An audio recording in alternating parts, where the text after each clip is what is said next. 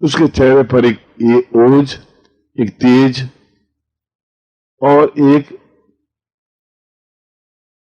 अकथनीय लालिमा आई ही नहीं। और यह सब कुछ विवाह के द्वारा संभव नहीं है। यह सब कुछ प्रेम के द्वारा ही संभव है, क्योंकि विवाह में दूरी है, अलग अलग भाव है। यह पति है, मैं पत्नी हूं, और यह भाव जीवन भर उसके मन में बना रहता है। और यह भाव दोनों के बीच में दूरी बनाए ही रखता है, क्योंकि ये द्वैत है। द्वैत का मतलब है एक अलग अलग चीज है। वह उसके ऊपर अपना प्रभाव जमाना चाहता है और वह उस प्रभाव के बंधन को तोड़ करके मुक्त होना चाहती है। इस कसमकस में जिंदगी बर्बाद हो जाती है, जिंदगी समाप्त हो जाती है, जिंदगी चुक जाती है, और वह एक साधारण नारी बनकर के जीवन की यात्रा करती हुई समाप्त हो जाती है। इसलिए विवाह से प्रेम पैदा नहीं हो सकता। विवाह से कर्तव्य पूर्ति हो सकती है, विवाह से सामाजिक प्रतिष्ठा हो सकती है, विवाह से माता पिता का भार हल्का हो सकता है, विवाह से बच्चे पैदा हो सकते हैं, मगर विवाह से एकता नहीं आ सकती, ऐक्यता नहीं आ सकती, समीपता नहीं आ सकती, दूरी नहीं मिट सकती, एकजुट होने की क्रिया नहीं बन सकती, अपने आप में पूर्ण विलीन होने की प्रक्रिया नहीं बन सकती।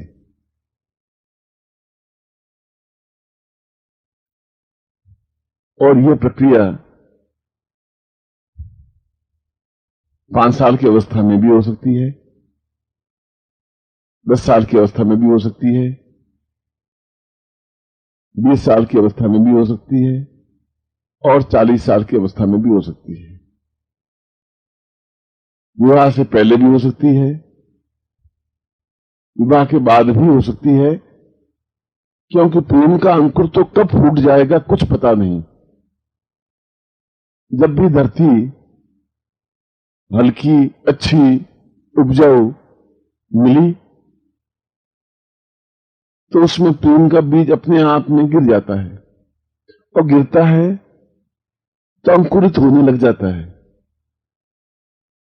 अंकुरित होते ही उसके चेहरे का भाव, उसके बोलने की क्रिया और उसके प्रति उसकी आंखों में एक लज्जा, एक मधुरता, एक मुस्कुराहट, एक छलछलाहट अपने आप आ जाती है। और अगर यह जीवन में नहीं आ पाई, यदि नारी के जीवन में प्रेम जैसी चीज नहीं बन पाई, तो नारी तो केवल एक वासना की पुतली बन के रह जाती है। पुरुष केवल उसका उपयोग करता है, उसकी चमड़ी का, उसके मांस का, उसके हाड़ मांस अस्थियों का, उसकी सुंदरता का, उसके यौवन का, उसकी तरुणाई का, और उसका केवल ऊपरी शरीर का वह उपयोग करता है। वह पति उसके प्राणों को स्पंदन नहीं कर सकता, वह पति उसके प्राणों में चेतना पैदा नहीं कर सकता,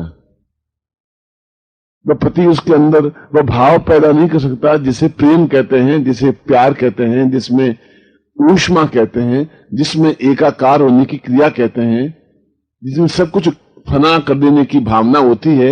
वह पति अपनी पत्नी में पैदा कर ही नहीं सकता, संभव नहीं है, क्योंकि इन दोनों के बीच में गैप है, एक अंतर है, एक हावी होने की क्रिया है, आक्रमणित और आक्रमण करने की भावना है। पति चाहता है कि यह केवल मेरी ही बनी रहे और जब भी मैं चाहूं इसका उपयोग करूं। और पत्नी की कल्पना एक अलग होती है, स्त्री की कल्पना एक अलग होती है कि प्यार क्या है। जो लाखों कवियों ने प्यार के ऊपर इतना लिखा है, करोड़ों कविताएं लिखी गई हैं, चाहे किसी भी भाषा का कोई भी साहित्य हो, उसमें प्रेम की व्याख्या इतने विस्तार से की गई है। तो फिर ये प्रेम क्या है, ये कैसे प्राप्त करूं? और जब तक ये प्राप्त होगा नहीं, तब तक जीवन का कुछ अर्थ भी नहीं है, तब तक जीवन का कोई चिंतन भी नहीं है। मगर वह कुछ कर नहीं सकती, क्योंकि वह छटपटाती रहती है, विवश हो जाती है, अपने आप में बंधन युक्त एहसास करने लगती है। वह चाहते हुए भी हिम्मत करके बाहर नहीं निकल पाती, साहस नहीं जुटा पाती, और जब ऐसा नहीं कर पाती तो फिर प्रेम भी नहीं कर पाती। मेरे कहने का तात्पर्य यह नहीं है कि पति से प्रेम हो ही नहीं सकता। पति से प्रेम स्वार्थमय होता है, वासनामय होता है। जहां स्वार्थ और वासना है, वहां प्रेम अपने आप में गंदला है, मैला है। जहां प्रेम बिना स्वार्थ के, बिना किसी इच्छा के, बिना किसी लेन देन की होता है, वो सही अर्थों में स्वच्छ और पवित्र प्यार है, पवित्र प्रेम है। वह एक बहता हुआ झरना है, वो निरभ्र आकाश है, जहां उन्मुक्त विचरण करने की क्रिया है। वह अगाध समुद्र है, जहां पर निरंतर तैरते रहने की एक भावना है। वह एक मानसरोवर है, जिसमें डूब करके पूर्ण पवित्र होने की एक क्रियमाणिता है। और जब ऐसा होता है, तब उसके हृदय में एक नई स्पंदन सी अनुभव होने लगती है, एक नई चेतना पैदा होने लगती है, एक नई भावना पैदा होने लगती है, एक नई आवाज अंदर से आती है। आवाज आती है कि तुम अधूरी हो, तुम लक्ष्यहीन हो, तुम दिशाहीन हो, तुम भ्रमित हो, तुम्हारे ऊपर दबाव है और तुम दबाव स्वीकार करती हुई चल रही हो। तुम बंधनों से बंधी हुई हो और उन बेड़ियों में जकड़ी हुई तुम आगे नहीं बढ़ पा रही हो, और नहीं बढ़ पा रही हो तो तुम प्रेम भी नहीं कर पा रही हो। और अगर तुम प्रेम भी नहीं कर पा रही हो तो फिर तुम्हारे जीवन का कुछ अर्थ भी नहीं रहा, फिर तुम्हारे जीवन का कोई प्रयोजन भी नहीं रहा, फिर तुम्हारे जीवन का कोई लक्ष्य भी नहीं रहा। वह जीवन तो एक भार ढोने के समान है, सिर पर गठरी उठाए हुए गतिशील हैं,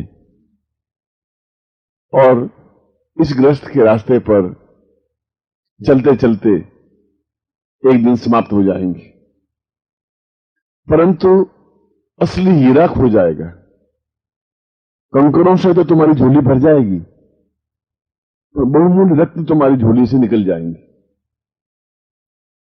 तुम्हारे पास धन, दौलत, मकान, वैभव, बच्चे, पति तो प्राप्त हो जाएगा, पर जीवन का स्फुरण, जीवन का आनंद, जीवन की चेतना,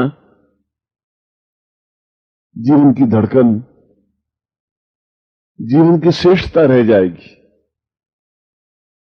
और एक समय आएगा जब तुम्हारे पास पछताने के अलावा कुछ नहीं रहेगा, हाथ मलने के अलावा कुछ नहीं रहेगा। तुम सोचोगी और तुम एहसास करोगी कि वास्तव में मैं समुद्र के किनारे बैठी बैठी घोंगे चुनती रही, सीपियां चुनती रही, डुबकी नहीं लगाई,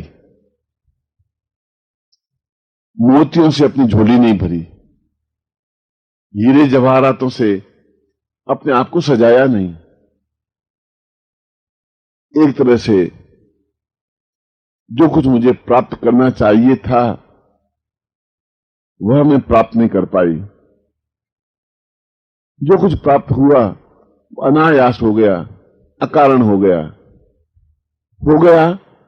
क्योंकि ये परिपाटी तो सैकड़ों हजारों वर्षों से चली आ रही है और मैं भी उसी लकीर की फकीर बनकर के गतिशील होती रही। और जो कुछ मेरे पास होना चाहिए था वह नहीं हुआ, जो कुछ नहीं होना चाहिए था वह मेरे पास रह गया। और अब मेरे पास पछताने के अलावा कुछ नहीं है।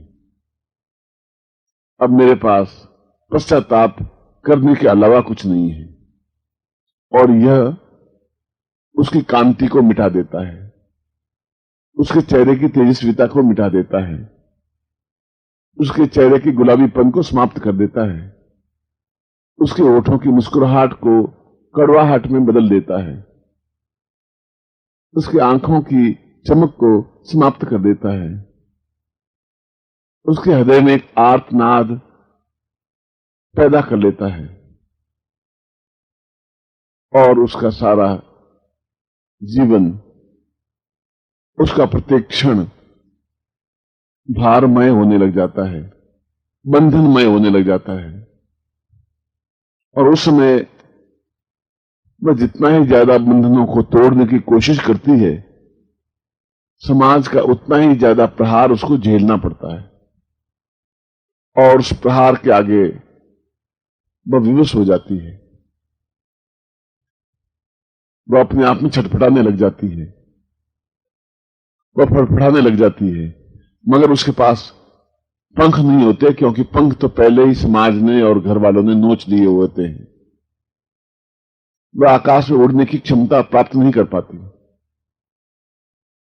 वह मानसरोवर में डुबकी नहीं लगा सकती, क्योंकि उसको गुंदले पानी में पहले से ही नहला दिया जाता है।